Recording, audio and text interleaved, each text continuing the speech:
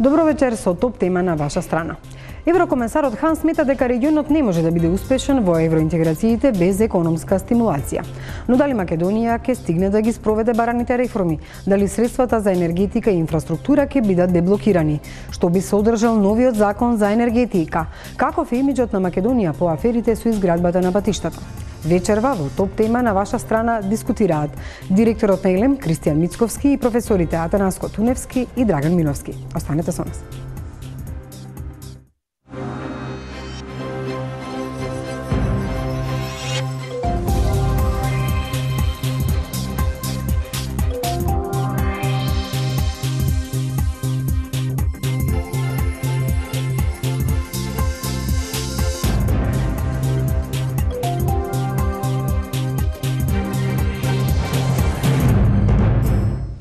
Во очекување сме на заклучоците од самитот Европска Унија Западен Балкан во Трст и пресконференција која треба да ја одржи италијанскиот премиер. Во моментот има разговори помеѓу македонскиот премиер Заев и канцеларот Ангела Меркел. Очекуваме јавување на нашиот репортер Марија Дивитарова од Трст со најновите информации. Меѓутоа вечерва разговараме за она што се случуваше и пораките што беа испратени во однос на Западен Балкан и што се однесува на Македонија. Затоа вечерва мои гости се, како што реков во најавата, господинот Мицковски. Добро вечер. Добро вечер, господинот Туновски и Миновски. Вие сте, можам да кажам дека најповиканите, особено во областа на енергетиката, да разговараме на овие теми. Меѓутоа, она што денеска е дадено како заклучок и порека од Хан, дека мора да има економска стимулација, односно пари за Западен Балкан. И прашањето е дали овие пари ќе бидат дадени директно или ќе се чекаат реформите. Јас предлагам за почеток да го слушнеме разговорот со вице-премиерот Ангјушев, кој што е во Трст и кој најави дека Македонија ќе добие 70 милиони евра средства безусловни и кои ќе се однесуваат на спроведување на бараните реформи, па да го чуеме интервјуто што пред оваа емисија го снимив со вице-премиерот Ангјушев. На годишниот самит на Европската Унија Западен Балкан и вице-премиерот Кочо Ангјушев го имаме во топ тема на ваша страна директно од Трст. Добро вечер. Еврокомесарот Хан најави милиарда евра инвестиции за Западен Балкан. Да. Еврокомесарот Хан најави милиарда евра инвестиции за Западен Балкан од Европската Унија. Дали овие средства ќе бидат условени со спроведување на реформите за кои бевме критикувани овде во Македонија? Имено околу 110 милиони евра беа замрзнати заради неспроведување реформи или неискористување на средствата во време на мандатот на минатата влада. Од друга страна, премиерот е оптимист и вели дека Македонија може да добие навистина многу и од овој самит. Па, какви се одговорите по овие прашања? Пред се, благодарам за вашиот интерес да не приклучите на линк директно од Трст. Поздрав до вашите гледачи на Телма телевизија. Значи, после денешниот ден, јас можам да кажам дека владината делегација, предводена од премиерот во Трст, е комплетно задоволна од сите постигнати резултати, а пред се од сите разговори кои што се тука водени. Значи, вашата информација која што ја кажавте е точна, дека за Западен Балкан ќе има одредено еден солиден буџет на средства кој што ќе биде пред се за инфраструктурни проекти. Практично Македонија имаше замрзнати средства и тие сега ќе бидат одмрзнати заради тоа што мислам дека веќе се чувствува духот на новата влада која што е посветена на реформите за пристап кон Европска Унија. Што се однесува значи до проектите и до бројките, јас можам само да кажам дека тоа ќе бидат средства над 70 милиона евра во облик на грантови и тоа во делот на Коридор 8 пред се, значи во делот на патиштата, железница и енергетика. А исто така можам да кажам дека Македонија ќе биде голем добитник на овој самит, дека и ја искажавме нашата намера да бидеме посветени на реформите, да бидеме посветени да работиме во интересот на македонските граѓани. Така да, практично, резултатите ќе ги соопштиме утре на пресконференцијата која што е закажана во влада во 12 часот, а додека, значи, овака можам да ви кажам само првични информации кои што и официјално ќе бидат објавени после официјалната вечера која што ќе се одвива денеска во 19:30 часот до 21 часот. Да, и Хан рече дека еден од железничките проекти е славниот Коридор 8, кој треба да изгради врска исток-запад од Бугарија преку Македонија и на крајот до Албанија. Меѓутоа, вие од таму најавивте и носење на Така нов е. закон за енергетика, во кој ќе бидат инкорпорирани третиот енергетски пакет на Европската Унија и мерките препорачени од енергетската заедница. Што ќе содржи овој закон? Кои ќе бидат приоритетите? Значи, еден од условите практично за исполнување на условите кон пристап или кон одмрзување на пристапот кон Европска Унија, а и нормално значи кон добивање на овие средства е и законот за енергетика. Законот за енергетика треба да ги содржи мерките од така наречените мерки, значи од третиот пакет од препораки од Европската Унија.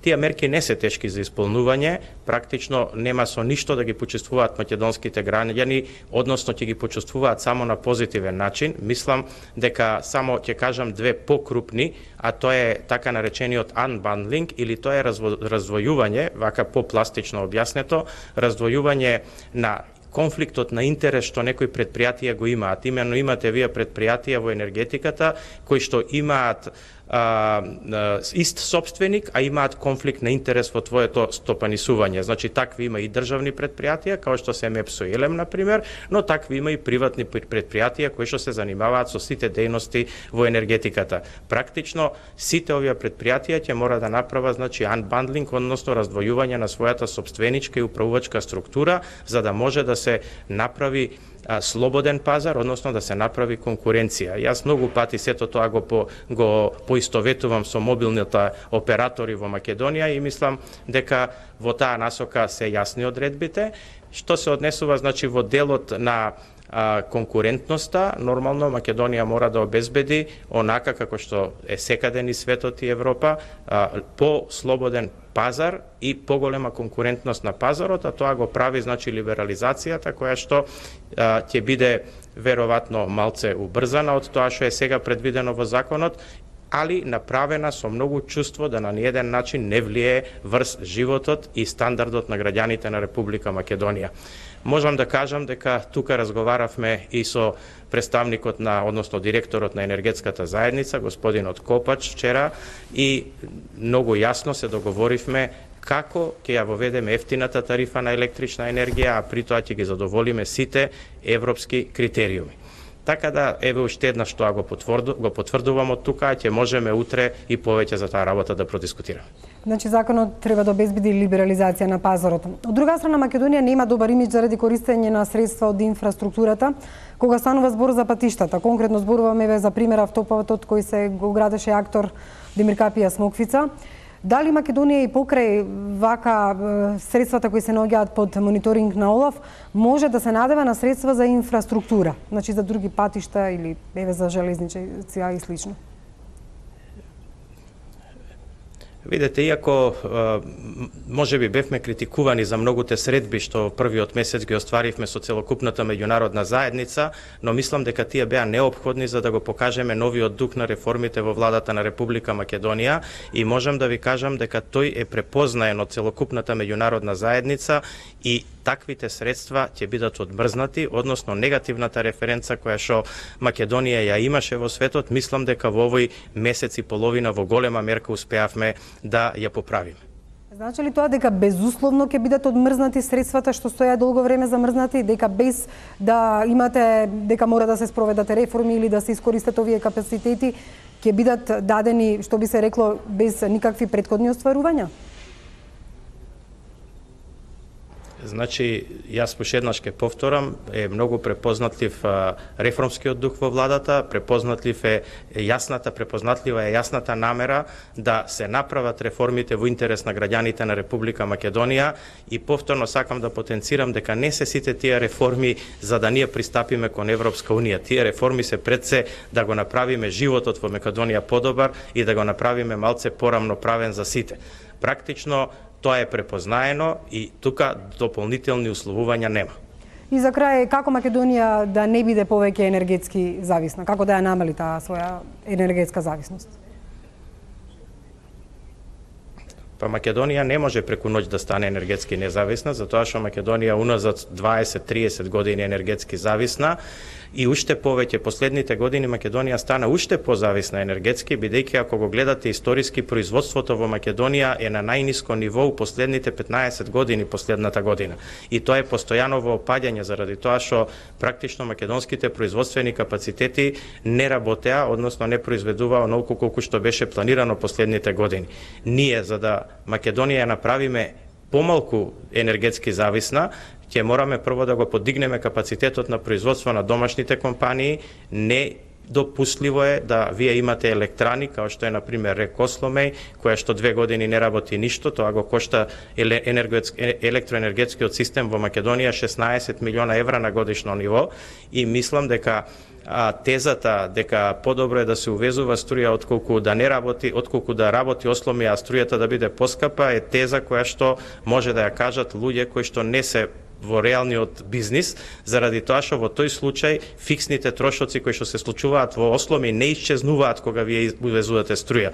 И практично, значи, ние мораме да ги ставиме тие производствени капацитети во погон, за да нормално ќе најдеме начин, ако немаме јаглен, а немаме, onda ќе обезбедиме со увозен јаглен, нормално ќе треба да ги изголемуваме и другите капацитети на инсталирана снага во Република Македонија. Тоа нема да биде процес што ќе биде решен преку ноќ, но тоа ќе биде процес кој што ќе работиме посветено и со текот на годините ќе ја намалуваме енергетската зависност во Република Македонија. Ви благодарам, господин Ангјушев, за ова интервју директно од Трст. На утрешна пресконференција можеби ќе има и други детали во однос на она што се договорите или впечатоците од овој самит во Трст. Благодарам за вашето учество во топ тема на ваша страна. Ви благодарам и за вашиот интерес. Тоа беше интервјуто што го имав со вице-премиерот Ангјушев пред оваа емисија. Мицковски, ги слушнавте оптимизмот на Ангјушев и таков оптимизам денес имаше и заев во однос на средствата кои Македонија треба да ги добие како грантови од страна на Европската унија и кои средства според нив ќе се дадат безусловно за инфраструктурни проекти. Меѓутоа, еве да потсетам дека 110 милиони евра беа средствата наменети за Македонија кои беа замрзнати. Што поради критики заради неостварување на реформи, што поради неисполнување на соодветни апликации за овие средства и слично. Сметате ли дека ова одмрзнување на средства е навистина само заради политичката промена во Македонија и дека токму само заради тоа се даваат или се тоа веќе средства кои се претходно наменети за Македонија и на кои следуваат на оваа држава? Да, прилично, како да кажам, едно интервју кое што сте го направиле, кое што изобилува со оптимизам. И знаете, тие средби, тие состаноци кои што се случуваат како оваа која што се случила сега во Трст, претходно во Париз, претходно беше и во Виена, изобилуваат со куртоазија, со многу оптимизам, со срдечност и тоа е нормално затоа што нашите пријатели од Европската унија сакаат да помогнат на Македонија, но и во регионот во целост. И тоа е нормално на тие состаноци вие да размените мислење и да поднаучите нешто, некоја лекција нормално, како кај нив тоа функционира за да го имплементирате одека. Знаете, за да некој ви одмрзне нешто, најпрви некој треба да го креира тоа.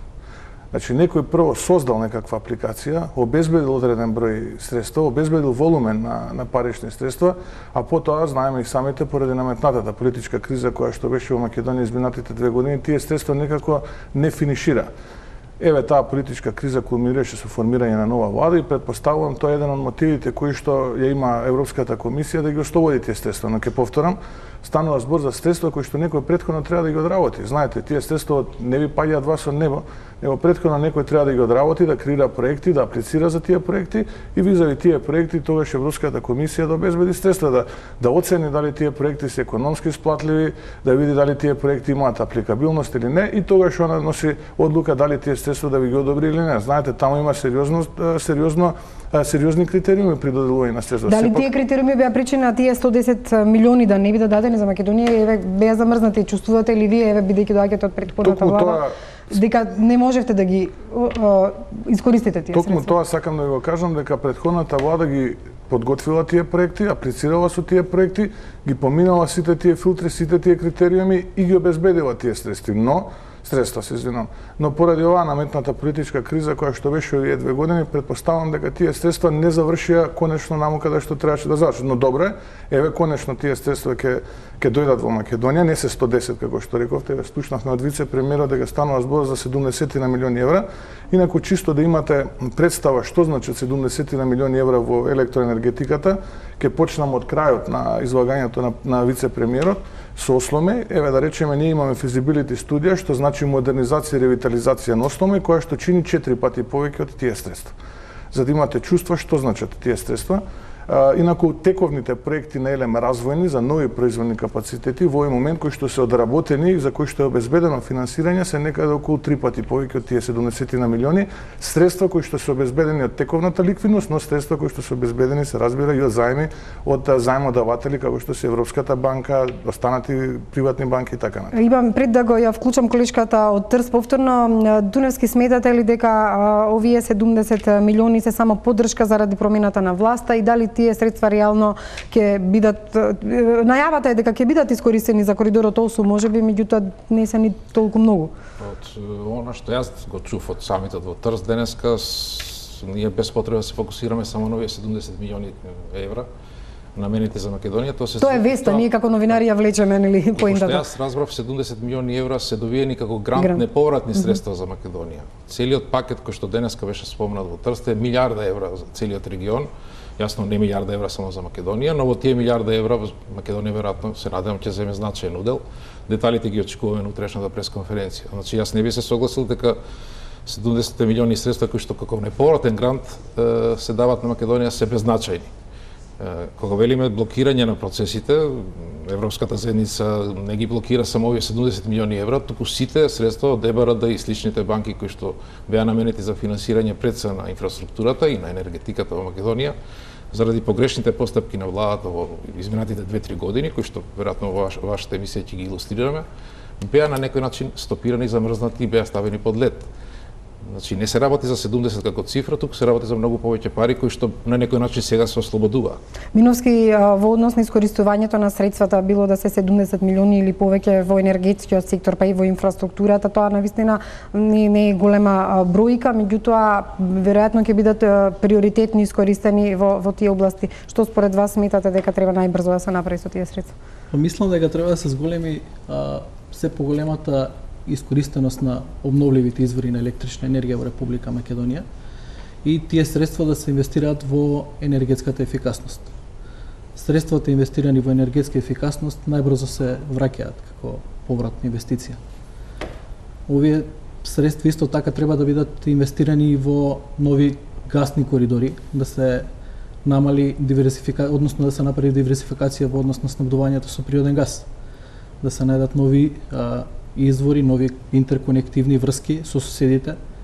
Можна е уште една врска со Бугарија, можна е врска со Грција и исто така можна е врска со Косово. Македонија да не биде само потрошувач на природен газ, него да биде и земја низ која ќе транзитира природниот газ и од таму да се добиваат дополнителни финансиски средства.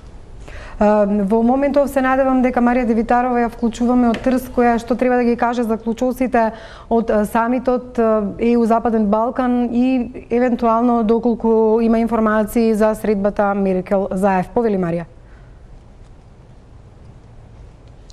Жане, само што заврши пресконференцијата на италијанскиот премиер, кој што ги кажа и точните бројки, значи она што претходно се најавуваше. Договорени се 3 работи на самитот во Трст. Прво, поголема заложба за инфраструктурни проекти, за што ќе бидат издвоени 194 милиони евра. Морам овдека да се ограда малце од бројката, бидејќи англискиот превод беше лош, ќе треба повторно да ги преслушаме материјалите. Значи, во секој случај станува збор за околу 200 милиони евра, за кои италијанскиот премиер се надева дека ќе привлечат уште 500 милиони евра во земјите од Западен Балкан. Втората работа која што е договорена и која што е еден од заклучоците е подпишување на договор за транспортна заедница за земјите од Западен Балкан и поврзување, третото, поврзување на стопанските комори од регионот на Западен Балкан. Тоа се практично заклучоците. Се уште немам никакви податоци за средбата на премиерот Заев со канцеларката Меркел. Доколку добијам во текот на ова јавување, секако ќе ви ги соопштам. Жане? Марија, кои беа пораките од Меркел, од Макрон, од премиерот на Италија во однос на земјите од Западен Балкан? Жане, тие се оптимисти. Навистина премногу очекуваат од овој самит, премногу очекуваат од земјите од Западен Балкан и веќе го шират контекстот. Значи, зборуваат за економска соработка. Западниот Балкан сакаат да ги исполни економските услови, бидејќи сметаат дека без економски раст практично не може да се обезбеди стабилизирање на регионот. Тоа го кажа канцеларката Меркел, кажа дека тоа е важно за политичката стабилност на регионот. Лидерите исто така нешто што можеби заради сумите кои што се одвојуваат за прв пат после многу време за земјите од Западен Балкан, после онаа изјава дека нема веќе да има проширување на Европската Унија, сите го нагласија моментот за некакво мешање од страна и дека практично на овој начин Унијата сака да се заштити од други влијанија. Истото го кажа сега и италијанскиот премиер на пресконференцијата, кога кажа дека Европската Унија мора да биде свесна и за геополитичките прашања. Во тој контекст зборуваше и канцеларката Меркел, во тој контекст зборуваше и францускиот претседател Макрон. Еве ги нивните изјави пред почетокот на самитот.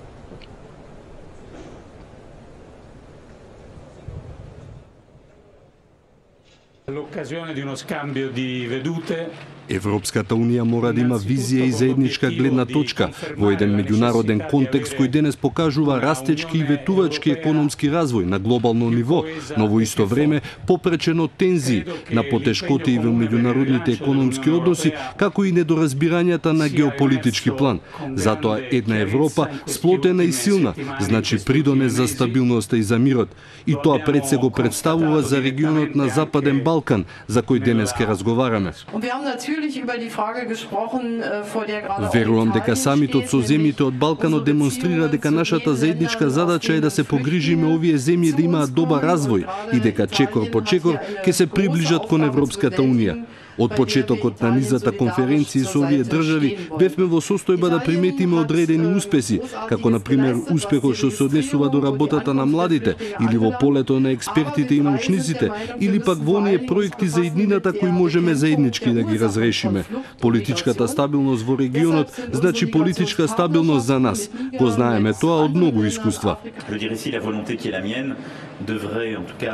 Важно ми е да разговарам со Пауло и со Ангела за една вистинска реформа на Европската Унија, во која на вистина верувам. Го гледаме тоа што е направено од Европската Унија во последно време и ги гледаме и недостатоците, кои наметнуваат на Унијата и на еврозоната да направат поголеми напори, и токму земјите основачи на Европската Унија треба да дадат најголем придонес. Марија, за крај, во однос на искористувањето на европските фондови, Македонија имаше замрзнати средства, сега владава оптимистички најавува дека ќе почнат да се даваат грантови. Меѓутоа, што велат експертите од оваа област? Дали разговараше со некои од нив и дали се и тие толку оптимистички како што е владата? Жане, експертите се навистина многу предпазливи во проценките што ги даваат околу овој самит. Буквално со сите овде со кои што разговарав, зборуваат дека самото пристапување, самото искористување на овие фондови зависи од многу работи. Пред се сите потенцираат дека мора да се направат стабилни институции, дека мора да има владење на правото, дека практично мора да се спроведат низа други реформи на кои што инсистира Европската Унија за да се постигне и тој економски раст, што во крајна линија инвеститорите кои што ги вложуваат или би ги вложиле парите на Западен Балкан инсистираат на правна сигурност. Проценките се на вистина многу предпазливи. Разговарав и со Симонида Кацарска од Европскиот Институтот за европски политики, разговарав и со Флоријан Бибер, и тие сите упатуваат исти пораки до македонската влада, дека е добро што е оптимист, дека е добро што има политичка волја да се спроведат европските реформи, меѓутоа дека треба да се покаже, значи администрацијата треба да профункционира целосно системот, и се разбира дека тоа нема да биде лесен и едноставен процес. Еве што ми кажа денеска Симонида Кацарска од Институтот за европска политика. Господја Кацарска, европските лидери сите до еден имаат големи очекувања од овој самит. Дали се преголеми очекувањата кога се во прашање земјите од Западен Балкан? Очекува ли Европа премногу од регионот? Видовме дека се најавува инвестиција во инфраструктурата, милиарда евра за поддржување на дел од коридорите, меѓу кои честопати за нас најинтересен е коридорот 8. Меѓутоа мора да имаме во предвид дека и во претходниот период постоја можности, односно овие планови се разработуваа, постоја можности преку предпристапните фондови да се поддржат делумно, и дел од овие средства и беа на располагање веќе, меѓутоа земјите не ги користеа. Така да се навратиме на вашето прашање, топката е кај нас, да се обидеме да се организираме и да работиме на прашањата со соседите, бидејќи несомнено овие прашања се всушност инфраструктурни, ќе влијаат и на соработката со соседите, бидејќи се ова големи проекти сами по себе. Втората точка за која што се говори е некаква форма на регионален пазар, за која што, ако погледнете и во известувањето од Европската комисија, се уште се е во разработка, односно и комисијата е многу внимателна со својата терминологија. Не е усогласена се уште рамката во која овој нов формат на соработка би се одвивал, бидејќи постојат и одредени сомневања во дел од земјите, како што се Албанија и Косово, постои прашањето на каква асиметрија имаме помеѓу државите, така да се уште, значи, имаме прашања кои што се на агендата, кои ќе треба да видиме во наредната година како ќе се разработат во пракса. Конкретно за Македонија, Европската Унија во време на минатата влада прекина некои европски фондови, сомневајќи се во незината подготвеност да ги спроведе реформите и начинот на кој се трошат европските пари. Дали сега ова ново најавување на финансиска инjekција за Македонија може да биде некаков пресврт со оглед на тоа што знаеме каква е инфраструктурата и со каква инфраструктура располагаме сега? Било дали се работи за предпристапните фондови или се работи за оваа нова финансиска инjekција кој ќе биде некој формат комплементарен на предпристапните фондови, ние мора да имаме институции и луѓе внатре кои ќе бидат доволно обучени да планираат и да може да спроведат проекти од ваква тежина во одредена временска рамка. Ова не навраќа на прашањето дека дел од административните капацитети кои постоја во Република Македонија, како за координирање на процесот на пристапување во Европската Унија, така и за управување со европските средства, односно со предпристапната помош, се намалени. Значи, нашите капацитети во последно време ослабнаа. Кратката приказна, ние повторно ќе треба институциите и органите кои што ќе се бават со овие прашања да ги опремиме, да ги зајакнеме, за да може всушност да се избориме дури повеќе од она што е случај со предпристапните фондови, бидејќи тука ќе се работи веројатно за еден колач за кој што ќе треба да се борат сите земји од Западниот Балкан. Благодарам, Марија, за овие извештаи од Трст. Доколку имаш нови информации, секако ќе имаме и уште едно вклучување и во однос на она што се случува на маргините на самитот во Трст. Благодарам за овој извештај. Ора што реков, владата е оптимистичка, експертите не се толку оптимисти. Мицковски го спомена Ангјушев и законот за енергетика, кој треба да биде донесен и кој што вели дека ќе го спречи тој конфликт на интереси кој постои во државни, меѓутоа и во одредени приватни фирми. Зошто, морам да кажам, во ваше време овој закон не беше донесен и зошто сега одеднаш стана приоритет? Зошто вам, да речеме, во оваа област не ви бил приоритет? Ајде да го прокоментираме малце прилогот, што таму што дојде. Самиот прилог говори по себе, дека онаа еуфорија на оптимизам која што и тука владе на маса дека поединци не е баш таква каква што е. видовме дека самиот прилог демантира дека станува збор за 1 милиарда, туку станува збор за 200 милиони евра, кои што евентуално ќе привлечат дополнителни 500 милиони евра. Средства кои што нема да бидат наменети за енергетски проекти, туку исклучиво за инфраструктурни. Но добре, секој динар е добре дојден, секоја помош од нашите пријатели од Европската унија е добре дојден, па макар биле и тие средства. Зборам во целост, не збориме само за Македонија, збориме за средства кои што ќе бидат наменети за целиот Западен Балкан. Но тоа е добро. Тоа е добро што се помага, што повторно Западниот Балкан некако е во фокусот на вниманието, па дури да бидат и поскромни средствата тоа што нашите политичари таму го очекуваат. Но сепак, тоа е што е, ние треба сега да видиме како да обезбедиме дополнителни средства да почнеме да ги реализираме енергетските проекти во насока во која што претходно се детерминирани. Знаете, во енергетиката вие немате многу време да почнувате све од почеток и да негирате све што направиле претходниците. Него ќе се обидете да се адаптирате на она што претходниците го направиле, го креирале и вие да продолжите. Навистина јас очекував 1 милиарда, но за жал еве сумата е некаде 5 пати помалку.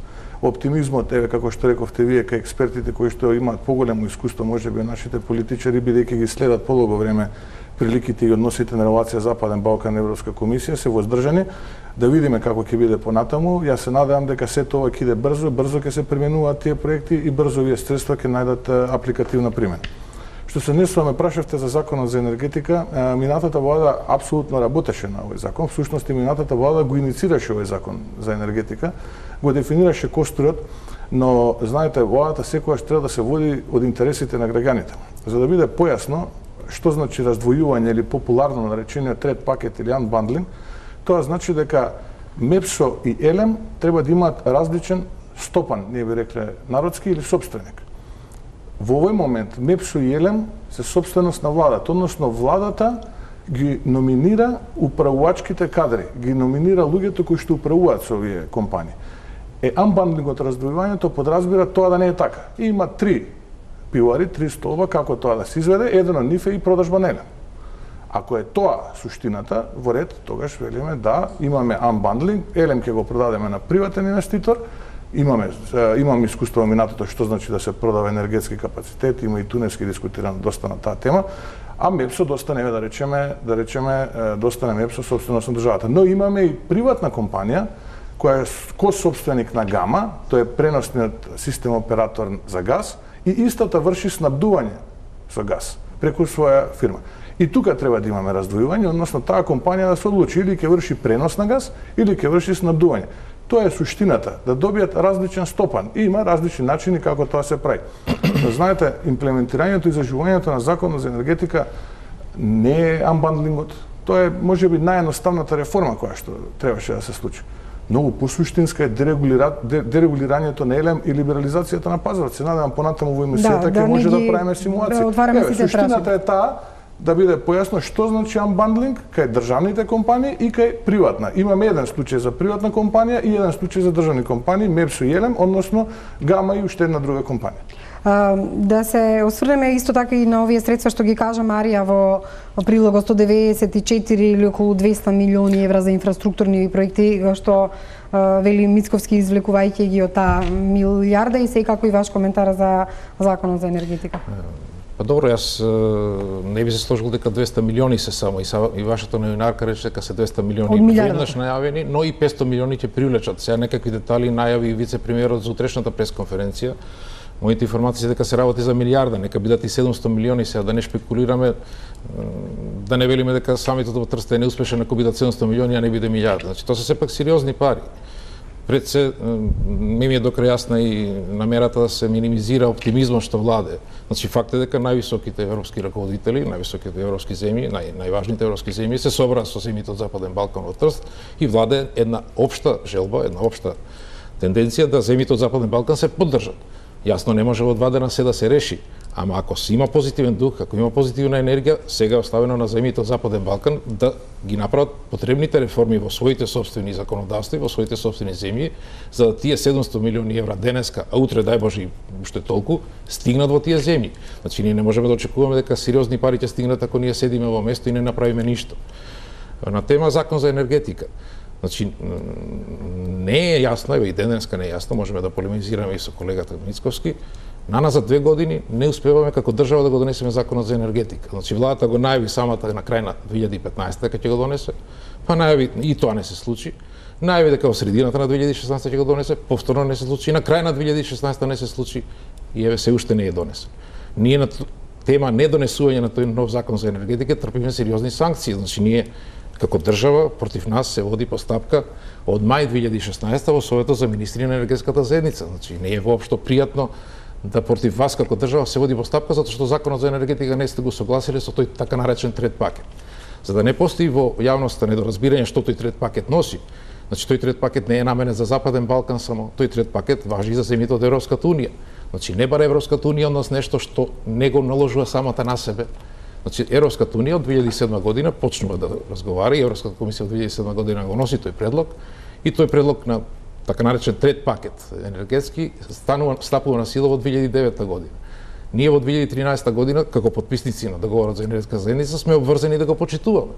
Значи не се работи тука дали сакаме или не, сме потпишале 2013 со стапување во таа енергетска заедница дека ќе го почитуваме, а во пракса не го почитуваме. И сега чекаме и се лутиме зашто Европската заедница вели, нели, ќе ви ги скратаме европските фондови, ќе ги стопирам финансирањето на енергетските проекти и слично. Значи законот за енергетика треба настрана од анбандлингот или развојувањето, една крупна друга работа е проблем. Либерализацијата на пазарот на електрична енергија. Значи владата нејасно зашто пред 2 години најави дека ќе се случи закон за енергетика во кој ќе биде целосно имплементирана либерализацијата на пазарот на електрична енергија, но во последен момент, ако добро следевте и вие, ден-два пред очекуваното донесување на законот на тој добар, да речеме, европски закон за енергетика, владата се откажа од него. Но има неколку прашања поврзани со третиот пакет, е ова за струјата секако е тема, само не сакам сега се одеднаш да отвараме. Ја би олеснил само Лупеска. Би го прашал колегата Тунески, кој е сопственик на електромрежа Србија и електропривреда Србија? Темата на денешната средба е Македонија. Дајте Македонија. Кој е сопственик на хрватска електропривреда и систем пренос на хрватска сопственикот? Зошто либерализацијата се одложи пред 2 години? Не, ние збориме за бандлигот, за да им биде попрецизно на гледачите, за да може да добијат впечаток да видат дека Македонија воопшто не заостанува зад регионот. Ние споменавме држава која што е кандидат за членство на Европска унија, тоа е Србија, каде што државата Србија е сопственик на српското МЕПСО и српскиот Телем, и спомнавме земја членка која што е на Европската унија, која е сопственик на хрватскиот МЕПСО и хрватскиот Телем. Не се раздвоени. Така да ние зборуваме за суштина, не за форма. Вие издвојувате еден параметар што е важен, ама не е воопшто круцијален. Јас велам круцијална, важна, најважна компонента е либерализацијата на пазарот на електрична енергија. Да подсетам само дека Европската енергетска заедница даде многу примедби, тужби што ги заради игнорирање на европските правила за законот за енергетика и третиот пакет правила. Миновски, во однос на прашањето за законот за енергетика, дали и вие сметате дека тоа одвојување е клучно и круцијално, или самиот закон во целост да биде донесен? Тука секако дека имавме спротивставени мислења во однос на донесувањето на овој закон и нереализацијата. А факт е дека Европската енергетска заедница навистина имаше примедби по ова прашање. Така е. Јас сметам дека целиот закон треба да се донесе. Значи, и сметам дека тоа е клучното прашање. Не е клучното прашање од раздвојувањето, меѓутоа покрај раздвојувањето таму во третиот енергетски пакет се бара и поголема независност на регулаторните тела. Се бара либерализација на пазарот со електрична енергија и природен газ.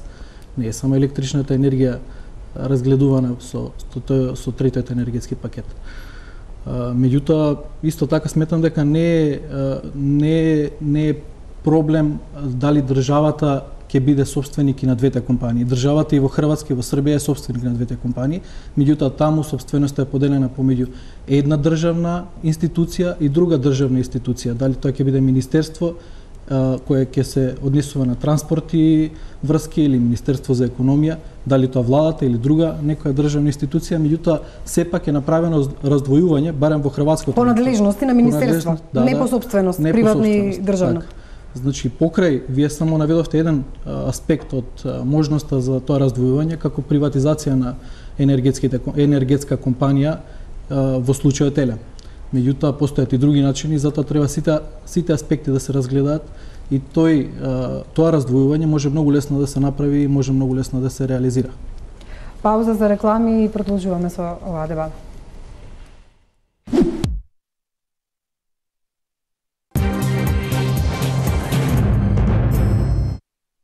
Повод за оваа топ тема е самитот Европска унија Западен Балкан во Трст. Зборуваме за инфраструктурни проекти и енергетика. Спорот е каква ќе биде раздвоеноста и собственоста на ЕЛЕМ и на МЕПСО, еден од условите во тој трет столб од Европската унија, третиот пакет на правила. Суштината е државата да не влие во определување на управувачките кадри. Дали тоа ќе биде собственост на министерство или тоа е форма.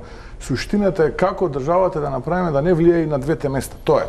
Дали тоа ќе биде преку собрание, преку некоја агенција, преку не знам некоја друга независност. Тоа е суштината, тоа го бара реформата. Ги спомна неколку модели. Ние дали преку министерство тоа не менува во критиките. Повторно ќе речат не се раздвоени.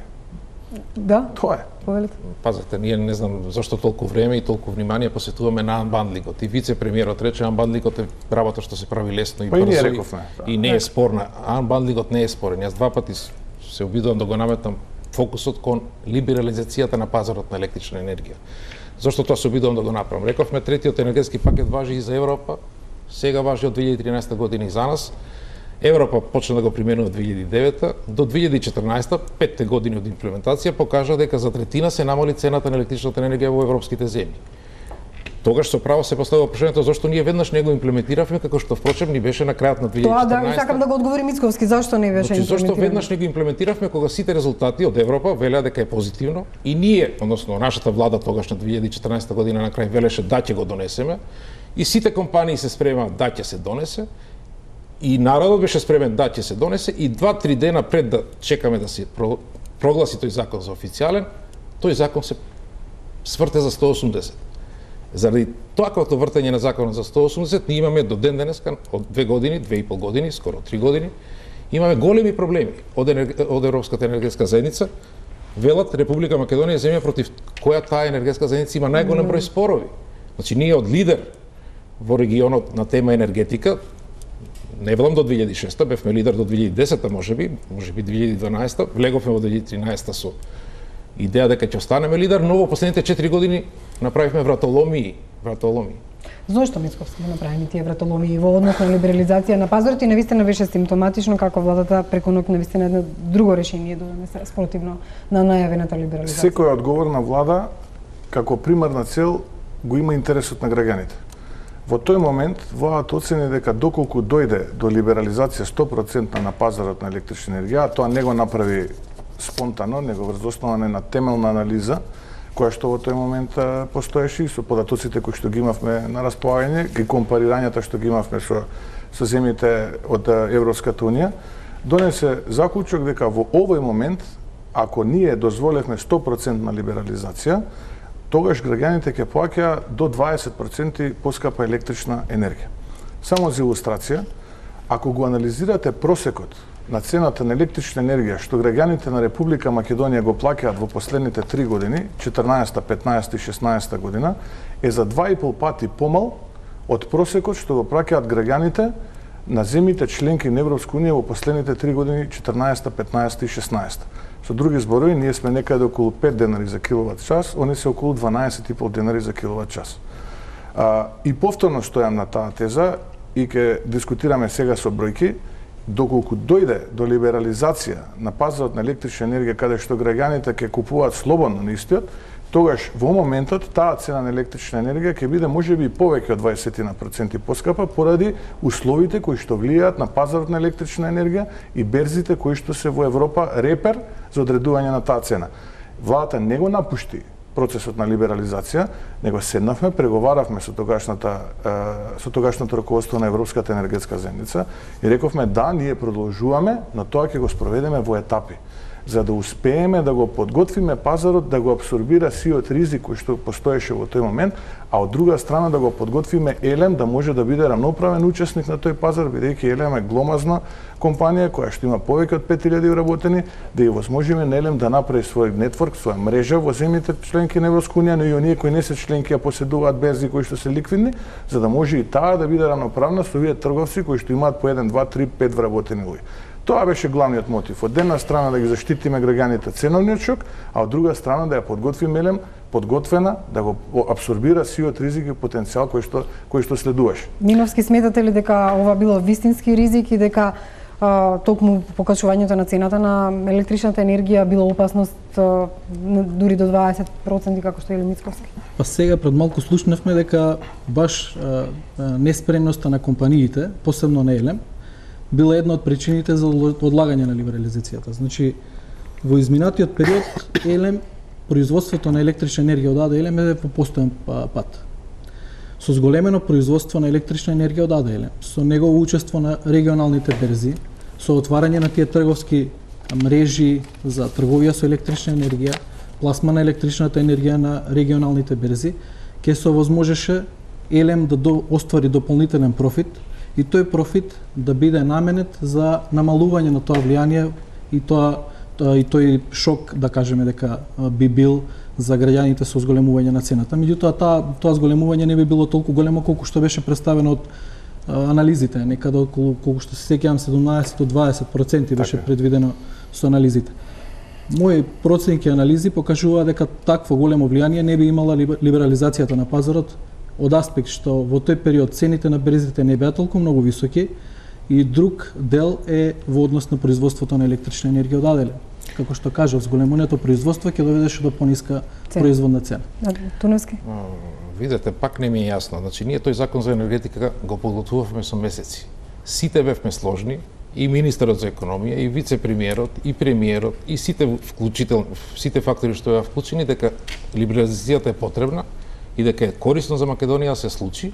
И најцрните прогнози веле дека ќе се случи зголемување од 2 до 3% за населението, а целата индустрија ќе биде во голема добивка. Пак ќе речам, нејасно е зашто само 24 или 48 часа пред да биде ставен во сила или стапен на сила тој закон, владата сврти за 180 степени и направи огромна промена, клучна промена, со која го одложи процесот на либерализација. Пак ќе речам, како тоа во Европа важи дека третиот енергетски пакет и либерализацијата носи само позитивно, како тоа сите околни земји ја прифатиле таа либерализација и за нив е позитивна, а само Македонија не успеала. Па вика господинот Мицковски дека не биле подготвени Елем да биде рамноправен партнер на пазарот и стравот да покачувањето на цената за граѓаните. Кога станува збор за покачување на цена на граѓаните, нели тоа е една метода која ќе кажете така граѓаните да не сакаат либерализација, и дали либерализацијата ќе значи помала цена на струјата? Бројките зборат токму спротивно. Јас би рекол, во Европа за 5 години либерализацијата довела до 33% намалување на цената. Како тогаш во вашите пресметки доаѓа до зголемување? Лупеска, јас бев прилично јасен со бројките кога реков дека цената на електричната енергија што граѓаните во Македонија плаќаат е 2,5 пати помало од европскиот просек. И тоа е екзактна бројка која што може многу лесно да се најде на Евростат. Тоа не е нешто што јас го измислувам. И јас точно да се сложам со вас дека можеби во тој момент Елем не беше спремен затоа што Елем по дефолт во минатото беше третиран како чувар на социјалната стабилност на оваа држава. Кога цената на електричната енергија на берзите беше по 80, 90, 100 евра, тогаш Елем на граѓаните ја продаваше по 20-25 евра. Вие треба да го имате тоа предвид. Елем беше чувар на социјалната стабилност. И во еден момент, кога вие го вадите Елем неподготвен, со 5000 вработени, без никаква мрежа на пазарот, тогаш можете само да имплицирате поголема цена на електричната енергија, која што повторно ќе беше поевтино до онаа која што ќе нудеа трговците во тој момент. Еве ќе зборуваме сега со бројки. Како се формира цената на електричната енергија за граѓаните, кои што се на регулираниот пазар? Одреден дел е цената која што ја плаќаат граѓаните за систем операторот, тоа е МЕПСО. Одреден дел е за дистрибутерот, тоа е ЕВА на Македонија, и еден дел е за производството. Производната цена во овој момент е 41 евро за мегават час на АД, регулиран. Знаете колку е на берзата реализацијата оваа година Купекс? Предпоставам вие знаете. Колку е? Во моментов е доста висока, меѓутоа во овој период е некаде 45 евра. Не, во моментот денеска е 60, а реализацијата за 2017 е преку 50 евра. Вие ме прашавте за просекот. Просекот е 45 евра. Не, просекот реализација на ДАХ пазарот е 51,64. Се подготвував пред да дојдам на емисијата во принцип. Тоа значи дека е 25% поскапа од онаа која што е регулирана во Македонија. Но таа е цената во Унгарија. За да дојде таа енергија во Македонија, тој е најблискиот коридор, треба да помине преку Србија, од Србија во Македонија, кој изберете таа насока, или втората насока е од Унгарија да влезете во Романија, Бугарија па во Македонија, но таа има помал капацитет за пренос. Што значи дека донесувајќи оваа енергија до Македонија, таа цена ќе дојде можеби до 54-55 евра. 54-55. Да, јас верувам дека вашите колеги не се согласуваат со оваа математика. Не може да не се согласуваат, тоа е екзактна математика. Математиката е неточна. Значи не е тука клучот. Клучот е што елем наназад 5 години, посебно во РЕК Битола, клучно затајува во производството на електрична енергија. Пред 5 години произведуваше 4200, па 3900 гигават часа, зборувам секоја наредна година, па 3600, па 3300, па 2015 2986, за да ова година произведе 2600. Значи, вие ако 1600 гигават часа електрична енергија произведете помалку, тоа се 100 милиони евра, зависи по која цена јасно множите, но тоа се 100 милиони евра помалку. 1600 по 8 се многу повеќе. Сега, 150. Не разбирам каде не е точно математиката. Големи пари се губат во оваа држава затоа што елем не произведува струја. Затоа што вие велите ако се купи коридорот, значи зошто да се купи тоа? Зошто да се купи, треба да се произведе таа струја овдека? Зошто таа струја не е произведувата овде? Тоа треба да одговорите вие. Не да ги даде својата забелешка. Значи не да ги објаснувате коридорите. Да го повторам. Значи зошто ние разговараме за берзи во околните држави кога ние имаме сопствени производни капацитети? Зошто ние не го зголемиме производството од сопствените капацитети и не ја намалиме цената или го намалиме влијанието од либерализација? Само да споменам и дека Ангјушев го спомена и Осломе како еден од капацитетите кои што треба да се искористи. Јас сега направив една анализа чисто денеска, припремајќи се за ова дебата, од намаленото производство од РЕК Битола. Значи во 2013 година имате производство од РЕК Битола 3.500 теравати. Односно 3,5 тера. Во просек од 2007 до 2012 година производството од ТЕЦ Битола било на ниво од 4100 гигават часови. Во 2014 година намалено е на 3300, 2015 2986, 2016 2672. Ако ги земеме просечните цени по кои се набавувала електрична енергија за тарифните потрошувачи во Република Македонија, и ако го помножиме намаленото производство од РЕК Битола по тие просечни цени, тогаш ќе дојдеме до една сума за до овој период од 2012 до 2016 година само увозот за тарифни, само намаленото производство од РЕК Битола би чинело околу 300 милиони евра. Значи ние би тоест 200 милиони евра, ние би заштедели околу 200 милиони евра. Зошто Мицковски владата некако како галениче ги третираше и РЕК, еве ова исто така Осломе, бидејќи постоje и студии за нивните енергетски капацитети за неискористувањето, ајде да не зборуваме за загаденоста, меѓутоа имаше една проекција до 2018 и слично. Овие бројки покажуваат дека навистина домашното производство е Лупеска, прво да видиме каде беше неточна мојата бројка со Купекс. Ако купуваме електрична енергија, меѓутоа ако произведуваме дома е сега темата. На тоа. Ние 2000 Зошто да купуваме кога можеме да произведуваме? Сега ќе затоа што во 2007 година ние имавме 100% регулиран пазар на електрична енергија. 2017 година, 10 години потоа, имаме 47% слободен пазар и 53% либерализиран пазар. Тоа значи дека РЕК Битола произведува енергија потребна за сите оние потрошувачи кои што ја користат како производ, а тоа се сите оние потрошувачи кои што се на регулираниот пазар. Не може РЕК Битола да произведува енергија која што понатаму ќе ја продаде, а нема кому да ја продаде. Многу едноставно. Вие имате условно потрошувачка на регулираниот пазар, домакинствата и ситната индустрија во 2007 година, како што кажа колегата, која што е еквивалент на 8 терават сати, и РЕК Битола произведува 4 терават сати. Сега имате годишен конзум од тарифните потрошувачи на регулираниот пазар некаде околу 3,9. И вие немате потреба да произведувате во периоди кога таа енергија немате каде да ја пласирате. Да, тука се поставува прашањето, ќе објавува РЕК Елем тендери, па на тие тендери ќе се јават трговците кои што во тој момент треба да се јават, но во тој момент цената на електричната енергија која што РЕК Битола ја произведува не е конкурентна и просто нема кој да, кога имаме ние вишоци, таа цена не е конкурентна. Тоа е најчесто на пролет, кога цената на електричната енергија е ниска и тогаш нема потреба трговците да купуваат скапа енергија од РЕК Битола, него ќе си најдат некој во регионот кој што произведува ефтина електрична енергија, Албанија, каде што ќе има виша цена вода, да речеме, или не знам Грција, или не знам од друго место Србија, небитно, која што цена на електрична енергија ќе биде пониска. Од тие причини РЕК Битола не може да биде да ги споредуваме, тоа е како баби и жаби да тоа што ни постојано. Значи јас прв пат слушам во мојот живот, имам преку 50 години, дека некој производител на нешто сака што помалку да го произведува тоа нешто. Значи како може производител на електрична енергија, државен производител на електрична енергија, да сака што помалку да произведе и да вели, ја па јас не произведувам, ти не сакам, не дека не можам. Тогаш како ги објаснувате падовите на блоковите? Тоа што го велите вие е добро, ако вие свесно ги исклучувате блоковите. Ама ние сме сведоци дека вие имате пад на блок, непланиран пад на блок. Значи, вие не ги гасите падовите на блокови. Јас сум една година таму скоро. Јас зборам за период кога вие најчесто не сте таму, односно вие сте само последната година таму. Еве и за тој период ќе одговорам, бидејќи и тој период го анализирав, антиципирав вакво можно прашање. Сега РЕК Битола работи со два блока, не работи со третиот блок, бидејќи е во ремонт, нормално, вториот блок. Но оваа година РЕК Битола има помалку испади него како што е просекот од 95-та до 2000-та година. Оваа година има помалку испади на блокови отколку што бил просекот, само внимавајте, РЕК Битола сега има преку 200.000 сати. Знаете, професор сте, 200.000 сати е горниот праг проектен за една термоенергетска постројка. 95-та, 2000-та, што туку почнал, велиме ние, да се залавуфува да произведува. Сега има помалку испади од тогаш.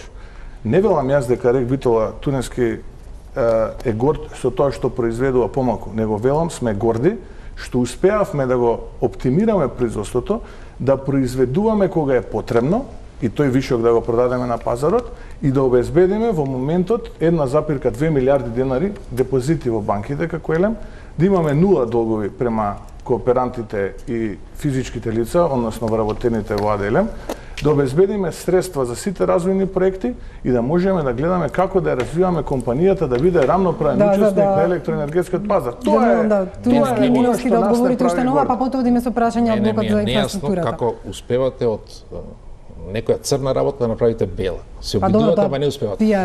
Значи Миновски ви кажа 200 милиони евра оваа држава платила некому на сметка што ЕЛЕМ не произвел струја.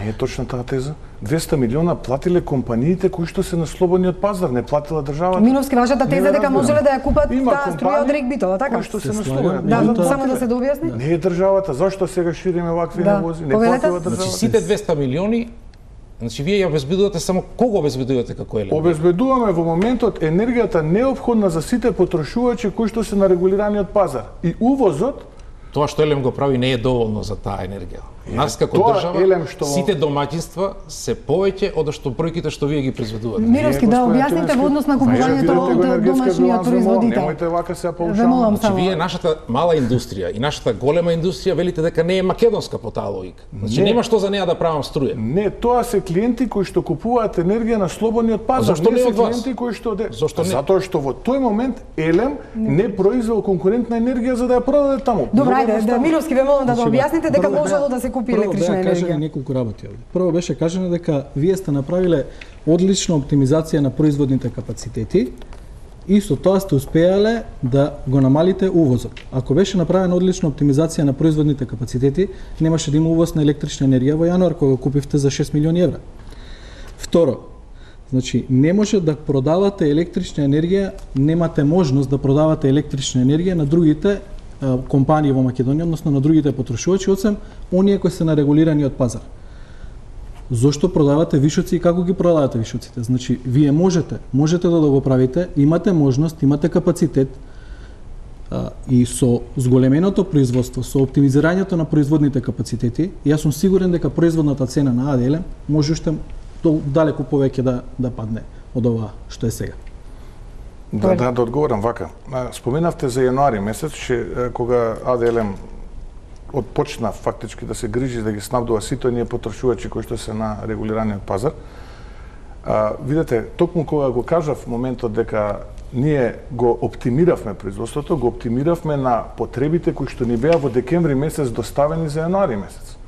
а тие потреби не ги доставува АДЛМ, него ги доставува снабдувачот. И вели, тие се потребите за јануари. И ние претпоставивме дека се тие и затоа не распишавме тендер за да набавиме електрична енергија, бидејќи сметавме врз основа на тој податок дека ние ќе ги обезбедиме сите неопходни количини на електрична енергија за потрошувачите. Се случи минус 26. Се случија чуда во Европа. Зборам и за многу посериозни системи од македонскиот. Но знаете што е разликата? Што ние не ја затворивме границата како Бугарија, како Грција, како Романија, не увезовме екстремни количини на електрична енергија како Албанија, како Хрватска, како Србија, него успеавме минимално онолку колку да ги задоволиме потребите.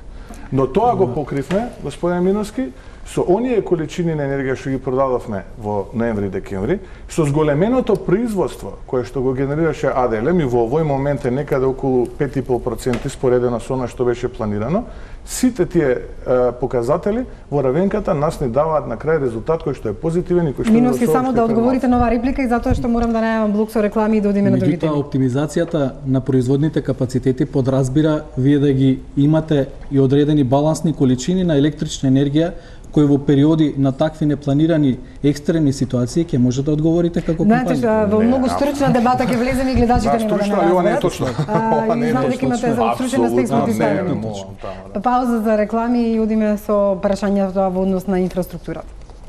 Трите блока.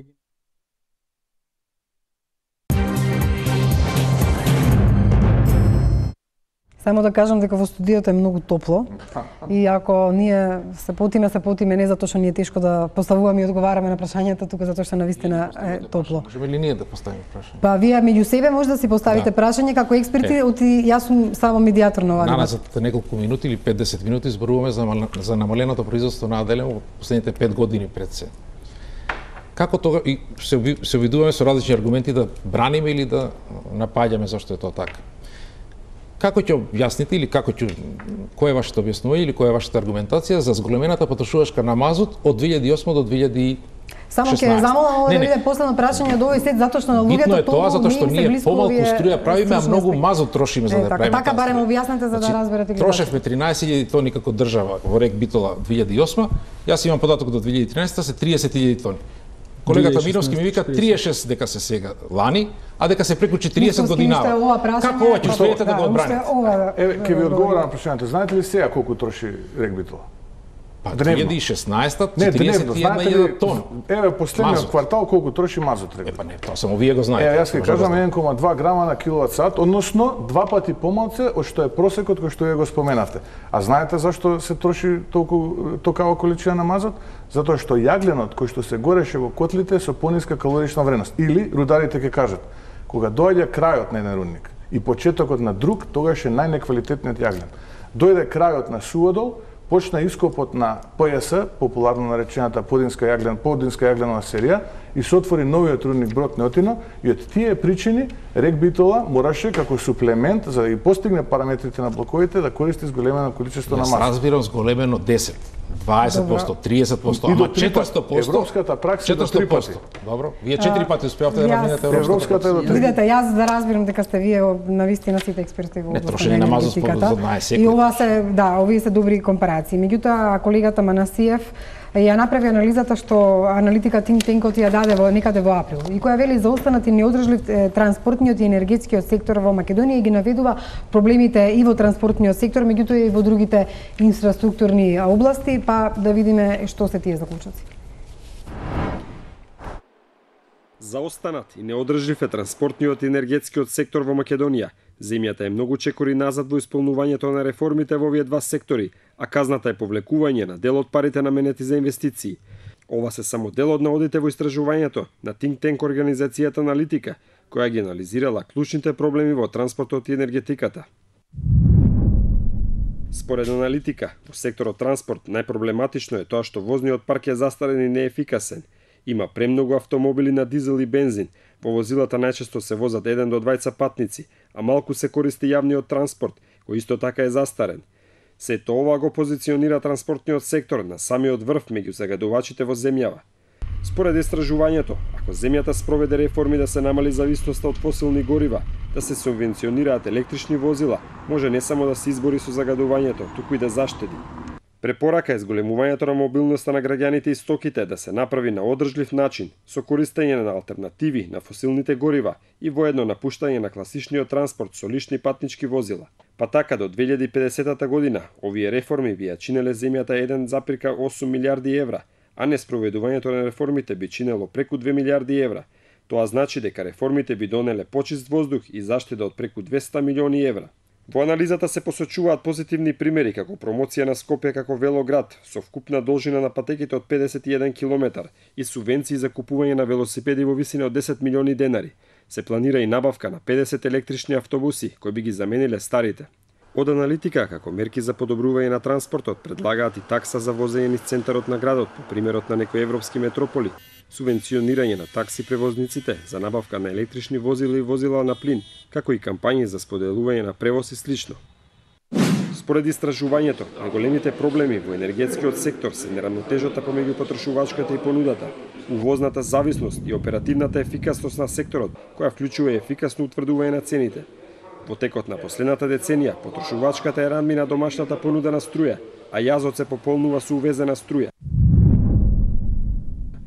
Енергетскиот сектор најмногу допринесува за загадувањето, скоро целосно се потпира на фосилни горива, увозот е преголем, недоволен е развојот на обновливи извори на енергија и нема доволна поддршка од институциите. Од аналитика сметаа дека реформите и во овој сектор уназадуваат и не се инвестира во алтернативни извори на енергија.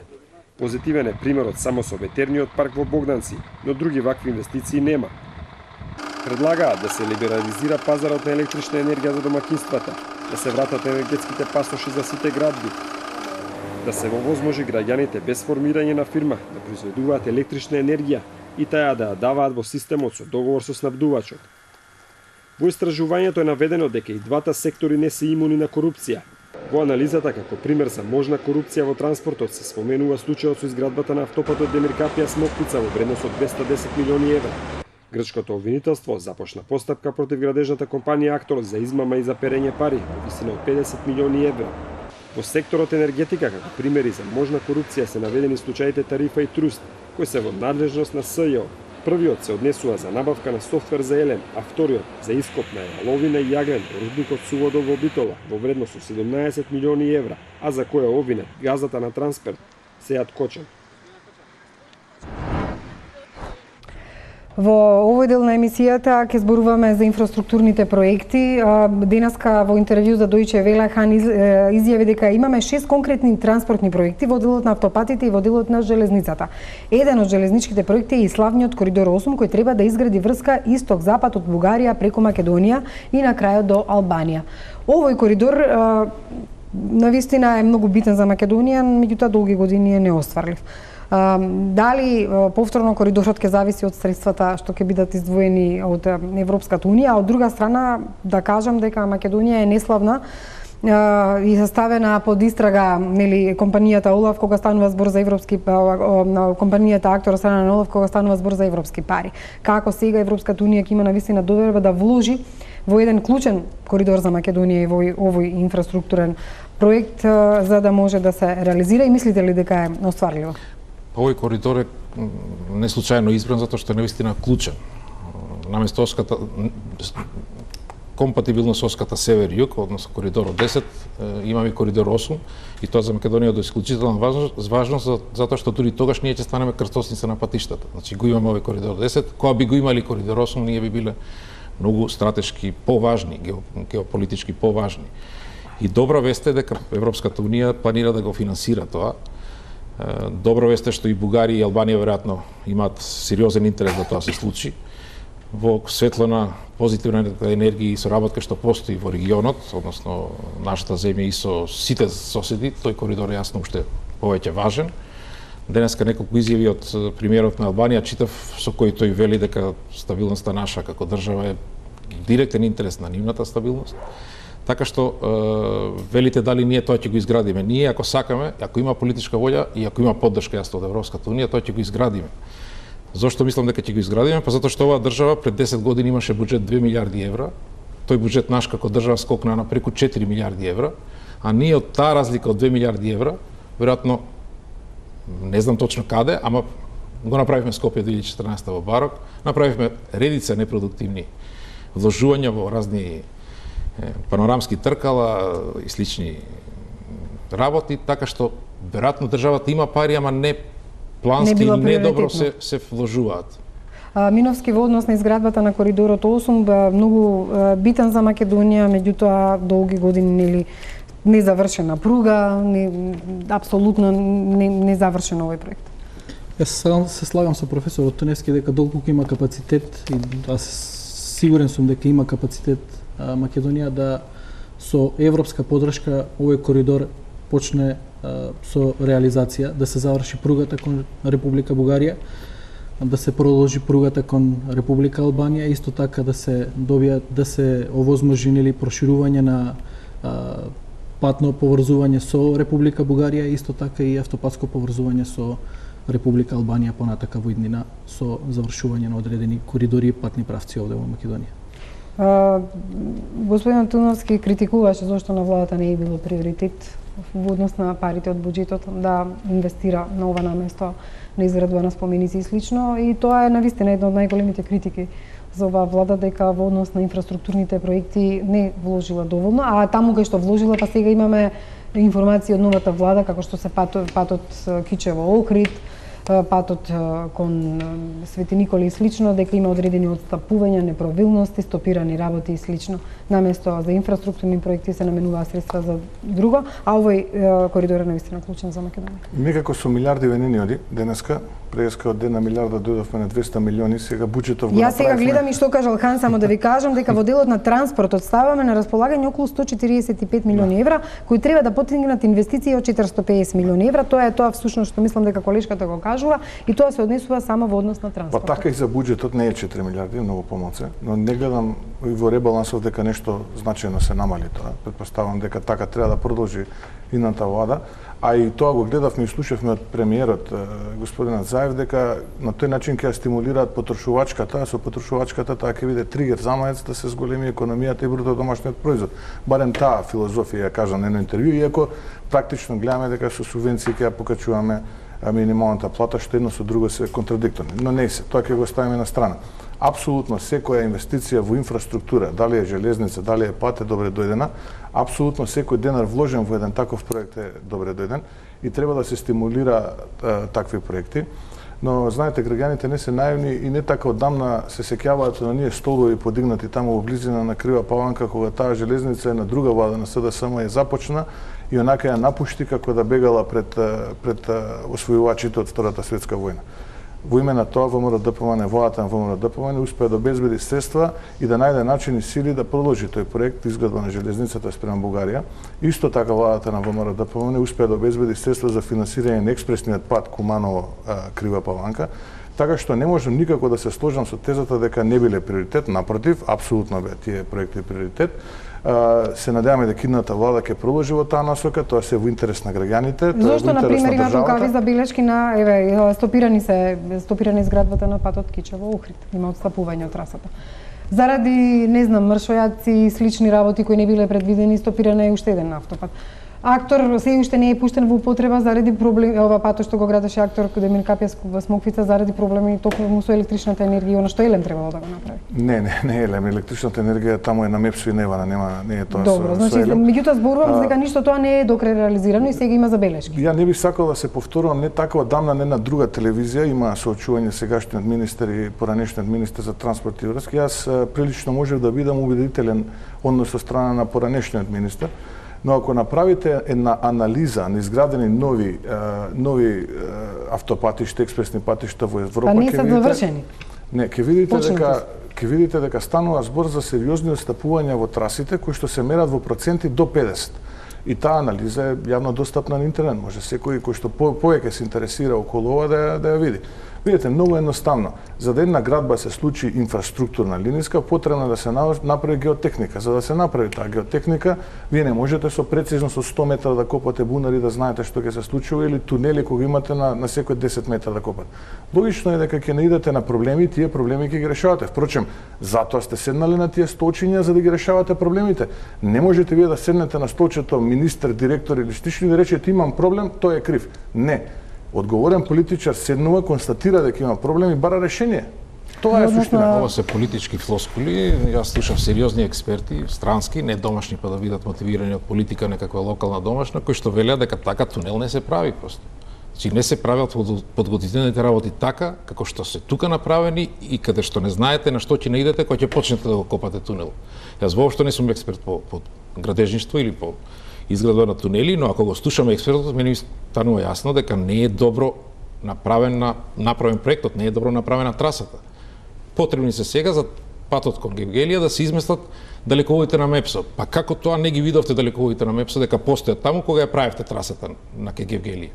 Значи вие не можете да речете далеководите отпосле дојда, далеководите се таму 35 години, 40 години. Тој проект е правен во 2005 година. Аплициран е тогаш друга родена вода, не од ова, аплициран е тако како што е и тој проект добил финансирање. Ама зачудува фактот што никој не ги видел долноводите, ние имавме репортажа во неделата на Котка зашто не Нема, тоа е формално. Значи направен автопат се не може да се стави во употреба. Видете, вие градите куќа, под куќата најнаш проаѓа кабел кој што користи Евана. Вие ја вика, не знаете дека постои тој кабел. Да се решава пред градба. Не, кога ќе откопате дупка да констатирате дека имате кабел. Значи автопатот стои така изграден, не може да го користиме. Тоа е рутинска интервенција, не е тоа. Далеководот не е кабел под куќа, далеководот се гледа од авион.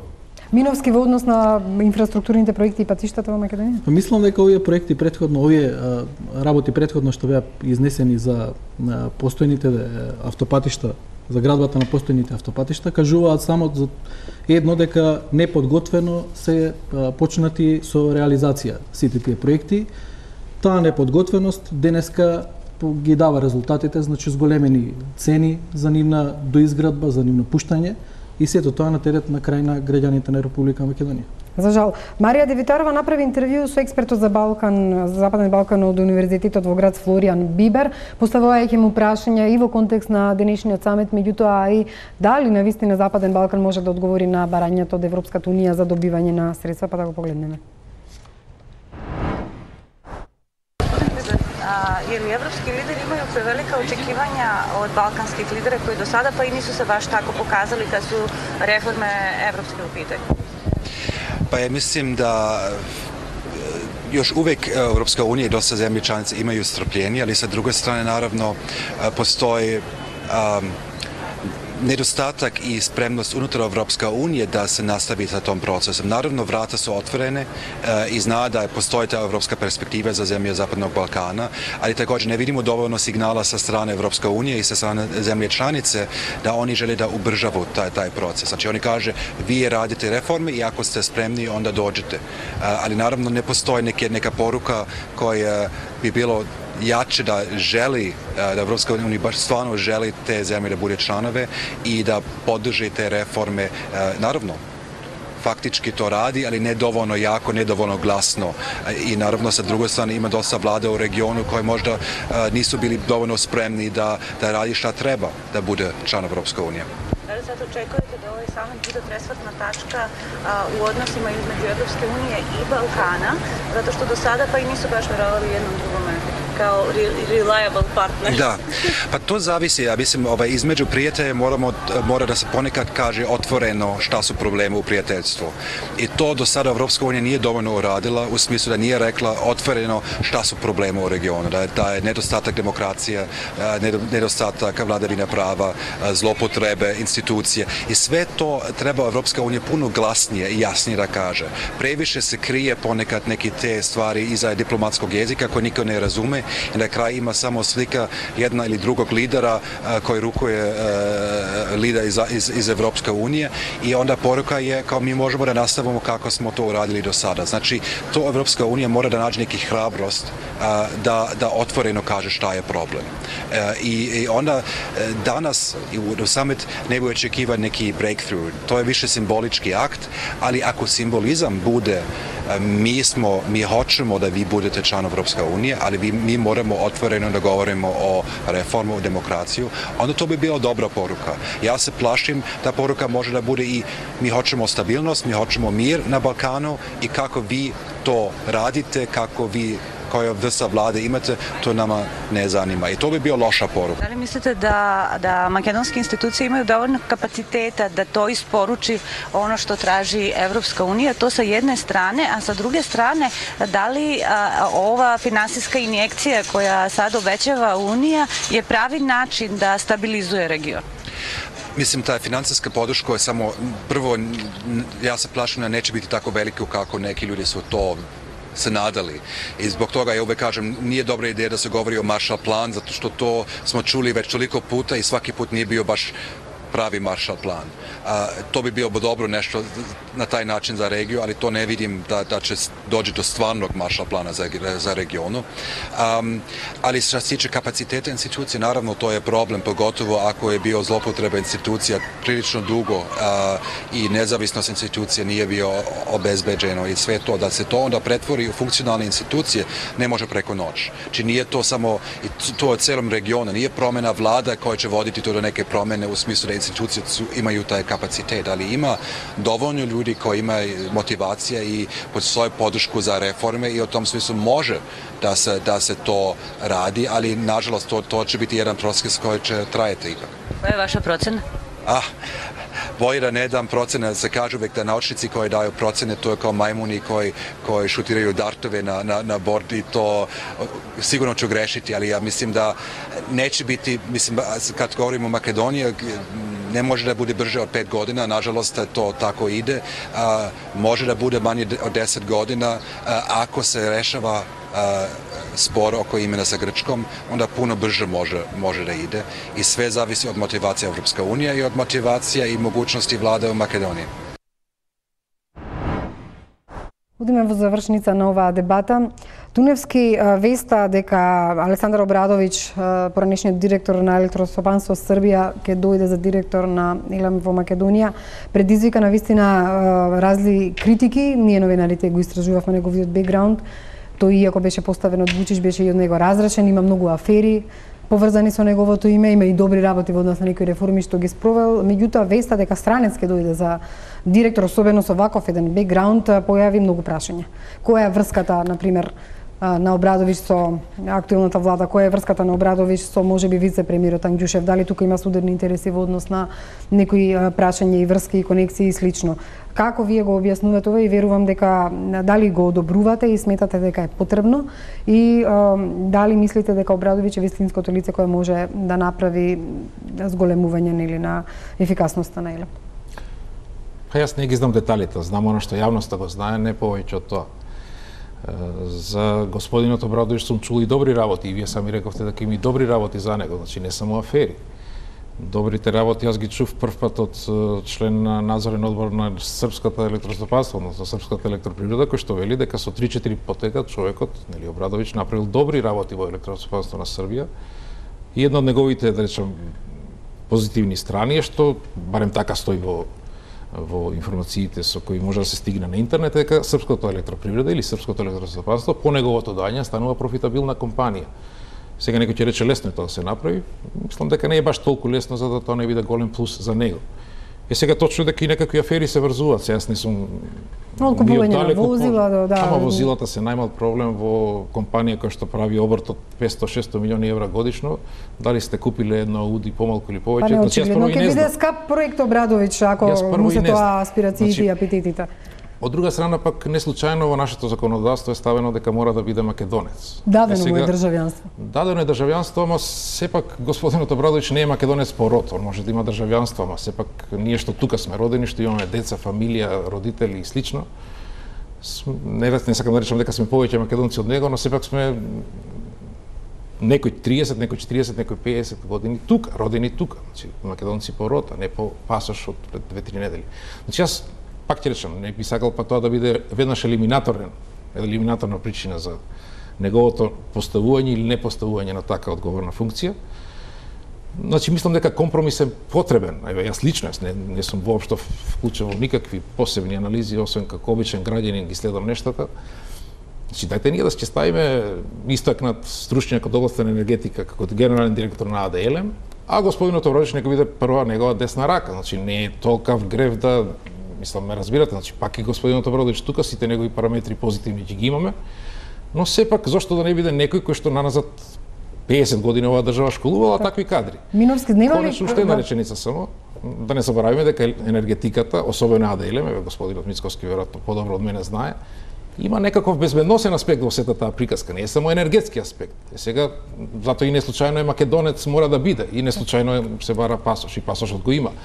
Но зошто да не биде, велам, прв соработник, десна рака или како ќе сакате. Миновски толку ли нема добар стручњак во Македонија кој што ќе може да се занимава во оваа влада со ЕВЛМ и ова многу битно прашање што на крајот го кажа Атанас Котуневски, дека се работи за нешто што е од национален интерес, безбедносен интерес. Не туку така, едно такво државно предпријатие кој може еден ден ќе стане и приватно, зависи од ова со законот како ќе биде, ќе биде дадено во раце на странец. Се слагам во однос на важноста на компанијата и за македонската економија, за безбедноста, сигурноста на граѓаните на Република Македонија. Поставувањето на членови на управни одбори, директори е владина одлука. Владата веројатно направила анализа или ќе прави анализа во однос на тоа кој ќе биде поставен за генерален директор на АДЛМ. Ризиците од тие одлуки си ги сноси владата. Мојот лично мислење е дека во Македонија постојат кадри кои се способни да раководат со ЕЛМ и кои можат да подигнат нивото на АДЛМ од ова што е сега. Господине Мицковски, дали вие знаете некои други мотиви што ние можеби до сега не сме ги откриле, зошто токму Обрадовиќ имаше амбиции или има амбиции ова влада да го постави за директор, со оглед на неговиот бекграунд и да се даде оваа компанија во негови раце. Вие управувате се уште со неизе, меѓутоа дали стравувате дека таквиот трансфер на директорското место ќе биде навистина лош потек? И дали мислите дека има некоја поврзаност со владата Обрадовиќ, некои други претходни мотиви или треба да врати за некоја услуга владата? Ова ја само вака нагаѓам, немам информација. Искрено не би навлегувал во теории и не заговори, бидејќи ова е сериозна тема и мора да работиме со факти и со вистинити податоци. Ова што го рекоа колегите, посебно господинот Туневски, апсолутно станува збор за човек кој што видовме од неговото портфолио лично дека е едуциран во Чешка, ако не се лажам, работел за чешка компанија, бил директор на Електропривреда Србија, има тук таму по некоја вака лична афера која што е поврзана со неговото име од самите вие кажавте, луксузни одмори на државна сметка и така натаму. Но тоа не е пресудно да ние не се сложиме со тоа решение. Знаете, АДЛМ е столб на македонската државност, можеби. Од тие причини ние мораме, а делува подценувачки, да не успееме да генерираме кадар кој што ќе може понатаму да го продолжи она што е започнато во АДЛМ. Ја навистина не можам да се вчудо не видам, а да не останам вчудо не виден, како со леснотија може да се каже дека господинот Обрадовиќ е опција за АД Електрани на Македонија.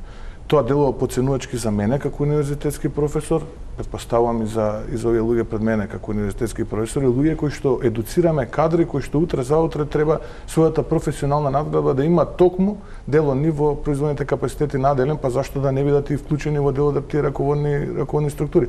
Тоа е суштината. Дали тој бил странски државјани па дојел македонски пасош, имал тук таму по некоја ваква промискуитетна или онаква афера лукративна, тоа е една друга проблематика, други институции со тоа треба да се занимаваат.